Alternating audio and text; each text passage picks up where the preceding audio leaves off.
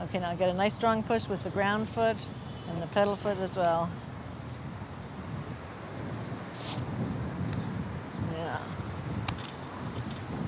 Turn, turn, turn. Don't try to go straight. We don't care where we go. Yep, it's almost there. So close. It's midsummer. Bike school is in high gear. Nice push. Yeah. And I've been doing some long days. Yeet. Had a few 14-hour days, quite a few 12-hour days. Calm and collected. Which is fun, but it's a little tiring sometimes. Nice trick.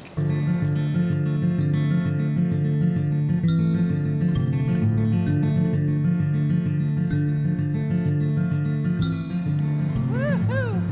Go, Joe.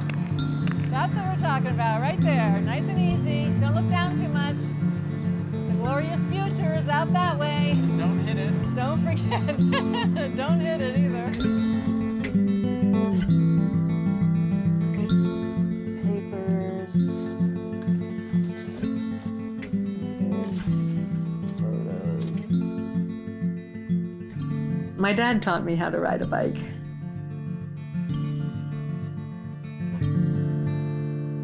When I was in college, we were fighting the Vietnam War, and I really didn't like what he did at all. I was doing everything I could think of to stop that war. He took me and a boyfriend of mine into the Pentagon to show us a new recruitment video they'd made. I can see clearly now, the rain is gone. I can see all... You see pilots flying and sunsets and beautiful landscape and everything. Gone are the dark clouds that had me blind. My friend said, well, you didn't show anything about bombing villages. And, you know, he said, where'd you get this guy?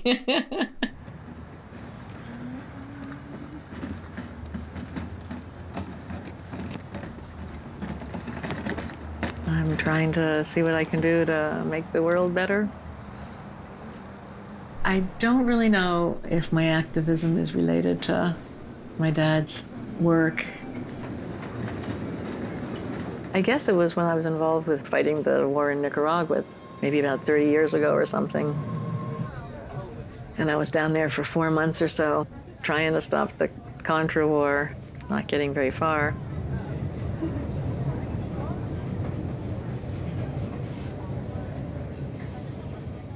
I would sort of console myself when we didn't get much press interest, we didn't get too many people involved in our cause, and not much was happening, but I said, well, at least I'm taking a stand, I'm showing, you know, what I'm made of, but it was discouraging. You know how Obama starts every Tuesday these days? He sits down with his counterterrorism people, and they decide who they're going to target with a drone attack and assassinate. And that's how our government does its work these days. Look out for the drone. Somewhere over the rainbow, drones fly by, raining death and destruction out of the clear blue sky. Somewhere inside a bunker, men fly. Okay, here's our chance. Okay, all right. Okay, we're all clear from the back. Room, nice and strong, and push, push, push. Yeah. Woo-hoo! We got a little ways.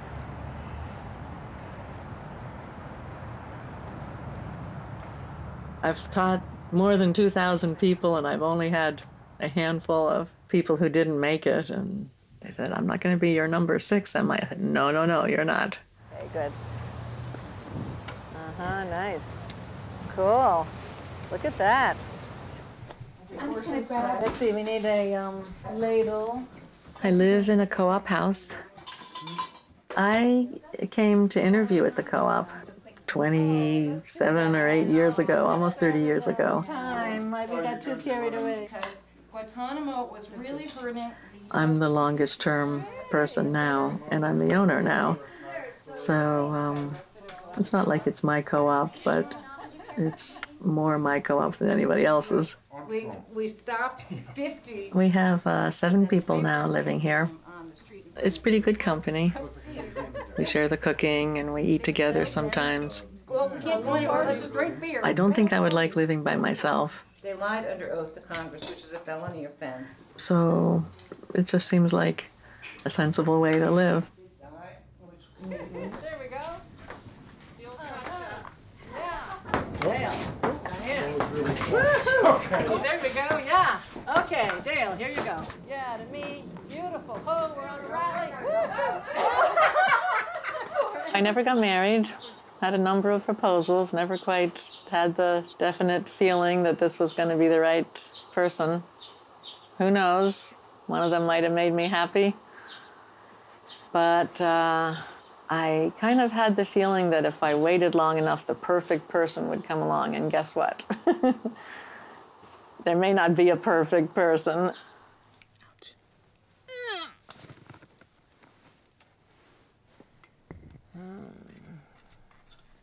Almost all the time I was a bicycle mechanic for maybe 15 years. So it's good. I was doing a little teaching on the side. All right. So it's getting loose. I don't know why I never thought of really pushing it, because it was always something I loved so much more than fixing dirty old bikes. At some point I turn around and realize after all these years of being unhappily employed, I'm finally doing something I really like. Here's where I keep about half of my bikes. The rest are down in the basement. And most of the ones we're going to use today are out on the driveway already. So let's see, I'm guessing that Black Beauty might be a good bike for you. Okay. Have a seat, see what you think. Well, just throw your leg over. Okay, and have a seat. And it looks kind of too low. Put your heels on the ground. Yeah, I'll put it up a little bit. So try that again. And I've got to, does that feel good? Yeah. Yeah. Nice and comfy. Perfect.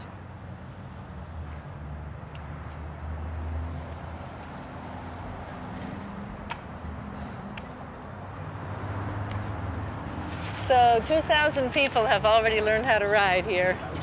2,000, yeah. You'll make it 2003. Start with your hands on the brakes. So at the least sign of going a little bit too fast, just slow it down. Okay? So you want to push off and then get your balance by turning whichever way you start to lean. Okay, tiny bit faster. Wobbly, wobbly, don't go straight. Yeah, turn left, turn right. Yeah, cool. Yeah. Tighten up your helmet just a little bit. We start out with people getting their balance. Typically, I take the pedals off. I do a fair amount of running around pushing the person. I never hold them. Sometimes they want me to. Wobbly, wobbly. When they get their balance and they can do 3 really long stretches all the way across the yard, and then I put the pedals on and I tell them to watch out.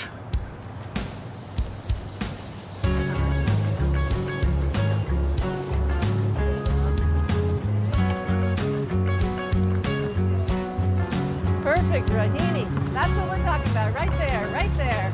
Woohoo! Ride 'em, cowgirl. Nice one. So, do you all remember the situation with the gears? Yeah, beautiful. Crank it up.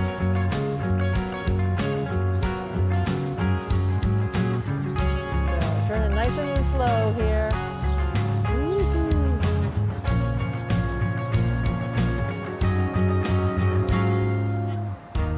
People are really scared when they come in, and they're really happy when they go out. Ta-da! Here comes the bicycle school. Ta-da! How to ride a bike. Yeah. Thank you so much. Wow, this is a feast. When we were growing up, I was the only one who didn't learn.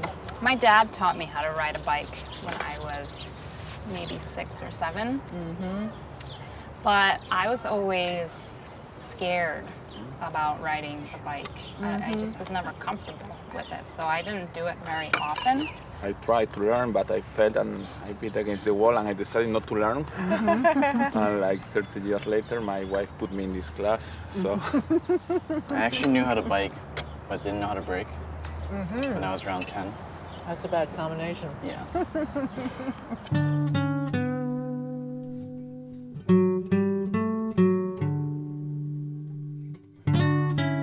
My mom died and she left me some money. So I had a few years I could just play around with. I decided, maybe I'll go to Haiti or Guatemala or someplace that's been negatively affected by our government policies and see what I can do to sort of make up for some of the damage. And then I also had this idea, maybe I'll just jump off into the void where I have no experience and see what I can do to stop female genital mutilation.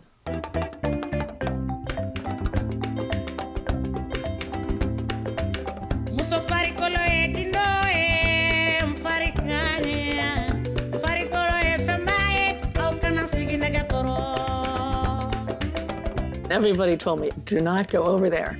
They don't want white people coming over there telling them, you know, this is terrible, you're gonna make people want to do it more. Because they'll see you and think she's an imperialist trying to change our culture. But in my 12 stays, I think I had 2 Malians say something like that. A whole lot of people said, I can't believe you leave your comfortable country that doesn't have this problem, come over here in the heat, in the dust, in the misery, and try to help us with this problem. They're very grateful.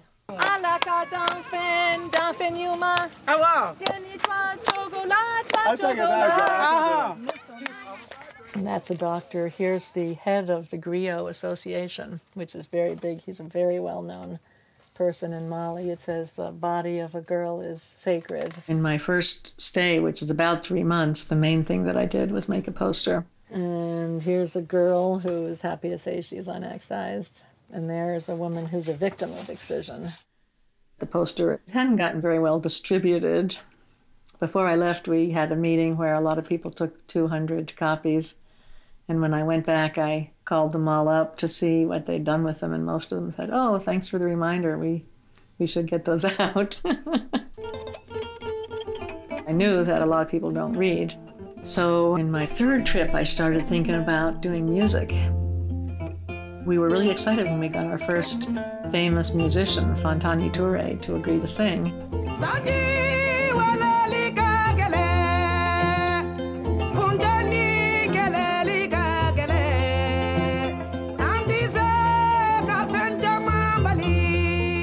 Then the word got around and we got more and more. Ami Queta, Kandu Koyate, the biggest singers in Mali. I was in heaven riding around Bamako, hearing the radios along the street all playing my songs, and it was just so exciting.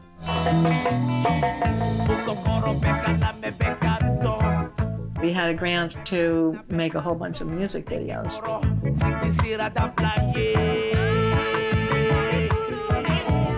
It was a little bit trying. It was just everyone would be like 4 hours late.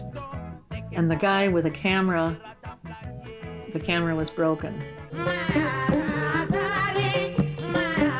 But little by little, we got all these music videos that play on the TV over in Mali. When you have the famous musicians singing, "We can say no, we would never do this to our child," I'm sure it has an effect.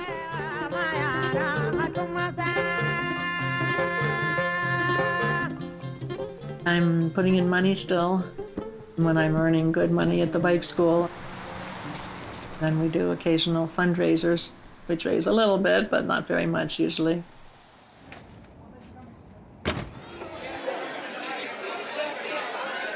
We have a rug sale and a yard sale coming up. I've been collecting stuff that people bring over. And we hope to make some money we can send over.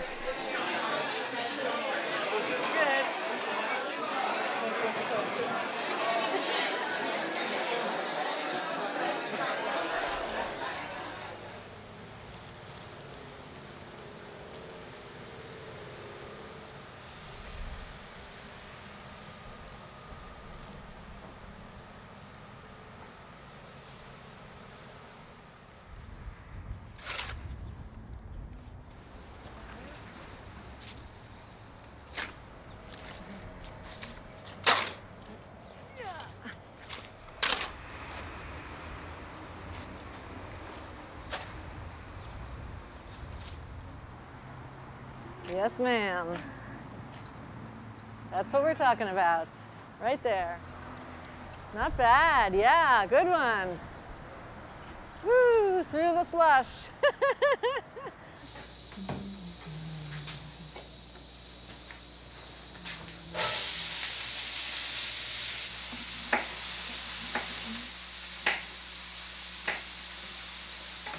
I like cooperative living, although it's a mixed bag. And sometimes we'll have a full table. Just as often we'll have just a person or two, and occasionally the cook eats alone.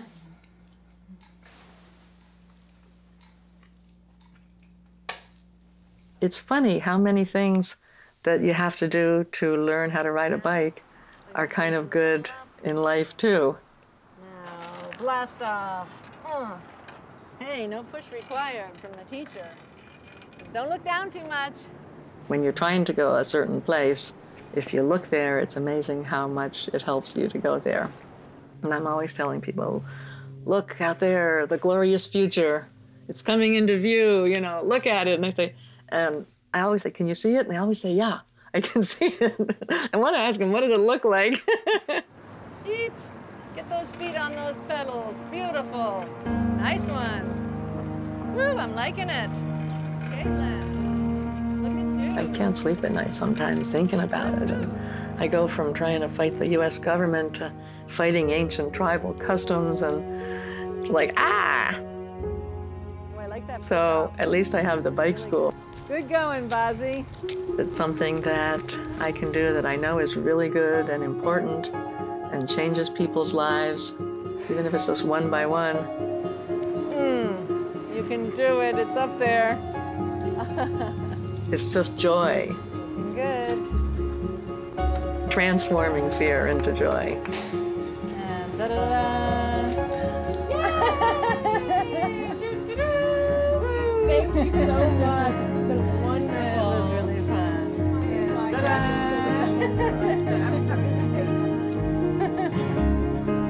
Woo, 2 more bikers.